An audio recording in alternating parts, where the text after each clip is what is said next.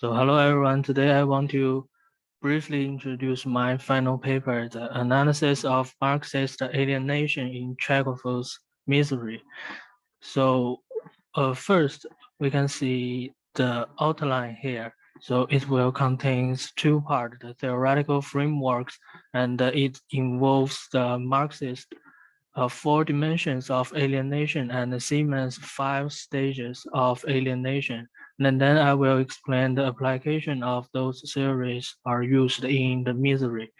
So the first, uh, we all know that the over life nowadays is commonly characterized in terms of alienation, and this is almost the sole aspect of contemporary life that has not been discussed in terms of alienation. So in spite of the term's popularity, few people have a very clear idea of precisely what it means. So therefore, I think clarifying the theoretical framework involved in this paper will help to better understand the content of this paper. So the first, the Marx force dimensions of alienation, the product of labor, the process of labor, species, being, and others. So first, we can see the product of labor. So in the capitalist relations of production, labor becomes a commodity and workers sell their labor in exchange for wages.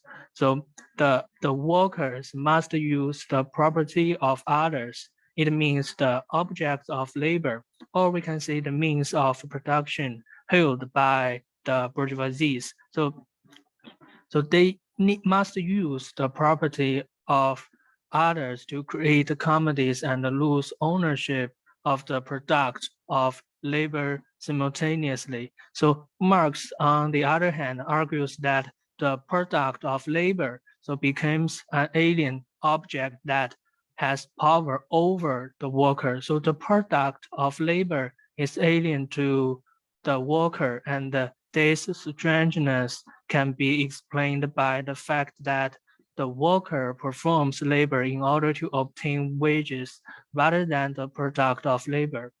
So the second part is the second dimension is the process of labor. So how we understand the workers is alienate from the process of labor. So Marx says that the product is after all but the summary of the activity of production. So that if the product of labor is alienated, then the production itself would be in a state of being alienated.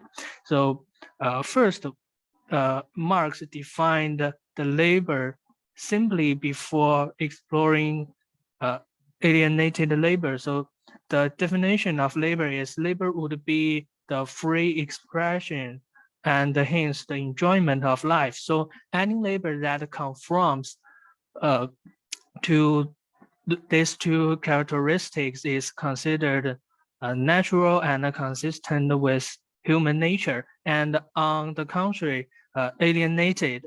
So wage labor is clearly an exception since the workers have to sell their labor. So that's why the Marx says of wage labor. So as soon as no physical or other force method exists, the labor is shunned like the plague. So how to understand this statement? So it means that in a capitalist society, workers are forced to engage in labor in order to obtain the wages needed to sustain their survival. And the third dimension is the species beings. So it means that the nature of human beings is to be creator of themselves, and the species character of human beings is productive life, and labor under capitalist relations of production violates the species character of human beings, that leading to the third form of alienation between the human beings and themselves. So the suppressions of the free consciousness by wage labor in the economic alienation which means the product of labor and the process of labor. So leads to the alienation of the human being from their species being. So for example, the loss of the human selves and the transformation of the species being into something unfamiliar to the workers. And the fourth dimension is the others. So that this is the relationship between the worker and the other people in that society.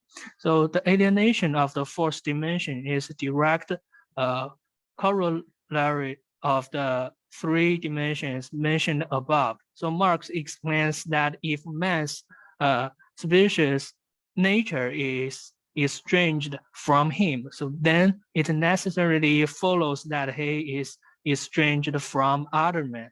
So this assertion is based on the same human nature of all people. So that is to say, the produce freely and consciously as a species being. So in the relationship between the individual and others, the alienation is expressed in the importance of money and the weakening of partial loss of humanity. So and the individual will feel isolated. So this is the four dimensions of alienation given by the Marx. And I also mentioned the Siemens 5 stages of alienation, but I only pick two components of this model, like the meaningless and the normlessness. Meaninglessness. So the meaninglessness, how to understand the model of the Siemens. So Marx viewed alienation as the result of forced acting within society at large. So Siemens, however, they viewed alienation as acting at a more personal level from the social psychology rather than the structural standpoint. So the Siemens described the alienation as having 5 dimensions: the powerlessness, the meaninglessness, the normlessness, isolation, and self-estrangement. So the meaninglessness uh, here refers to a person's ability to make sense of events in which he engaged. So meaninglessness happened when the individual is unclear as to what ought to believe, when the individual's minimum standards for clarity in decision making are not met. So it also a kind of a mental condition of a person whose life is profoundly afflicted by the sense of loss, futility, and emptiness when the personal is failed to fulfill the will to meaning of life. And what about the normlessness? It means that there is a high expectancy that the socially unapproved behavior are required to achieve given goals. So normlessness derives partly from the condition of complexity and the conflict in which individuals become unclear about the composition and enforcement of social norms. So the sudden change occur in life conditions and the norm that usual operate may not longer seem adequate as guidelines for the conduct. So, for example, the use violence or the extreme, not irrational drinking culture are some familiar examples. So, after have a brief understanding of those two frameworks, so let's see how those theory, especially the Marxist theory, applied in the Chekhov's short story Misery. So first we can see the application of the product of labor. So in the Chekhov's Misery, Iona, the man, as a driver, they provide the product of labor as a transportation service in exchange for wages, for the money. So that is the fare. So in this process, the object of labor, so the carriage and the product of labor, the transportation service, are separated from Iona himself. So we can see the example here. So the Chekhov's description of Iona's movement and states directly demonstrate the consequence of this estrangement. And we can see the example on the PowerPoint on this page, on this slides. So we can see Iona's actions are more from habit than necessities. So this separation can alienate Iona from the product of his labor and cause negative impact on Iona.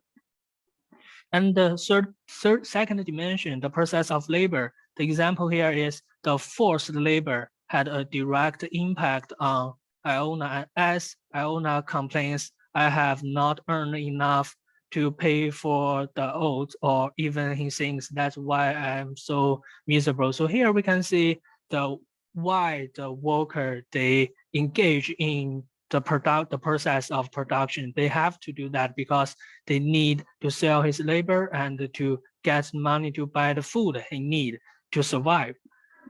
So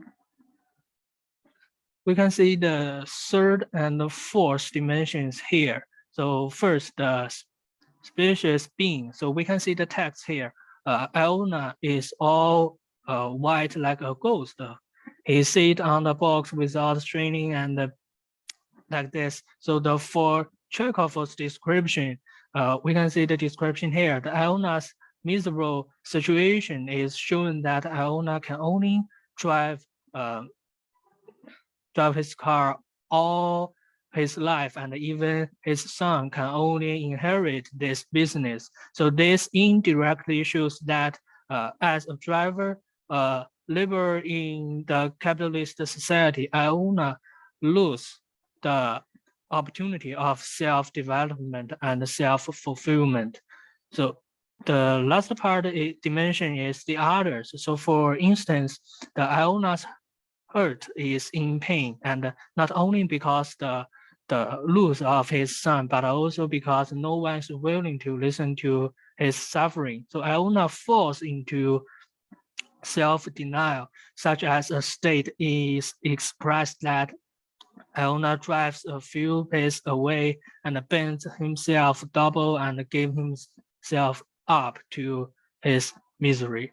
So we can see the example here. It shows that the Iona also feels lonely, and Chekhov describes that the cross fled by hiddenness of him and his misery. His misery is immense. So we can see the indifferent here. So the others people, because they all of them or each person in that society, they only focus on the transaction related to themselves. So if there is no transaction, they will not pay attention to, and if the transaction happened but it's not related to them, they will also not pay attention to this. So that's why the Iona is isolated. So in conclusion, so the Marx attempts to construct a systematic form of alienation at a level of socioeconomic structures to explain the forms of alienation in other spheres. So Marx's theory of alienation analyzed the forms of alienation in terms of four dimensions, like we mentioned above: the product of labor, the process of labor, the species being, and the others. So, and this model is well applied in the Chekhov's short story, Misery, and I show several simple evidence, and you can see more evidence in my paper. So I also introduced the 5 psychological stages offered by the Seaman as a concrete application of alienation theory at the level of social psychology. So especially the analysis of individual psychological problems. So however, there is a clear dividing line between the Siemens model and the Marxist theory of alienation.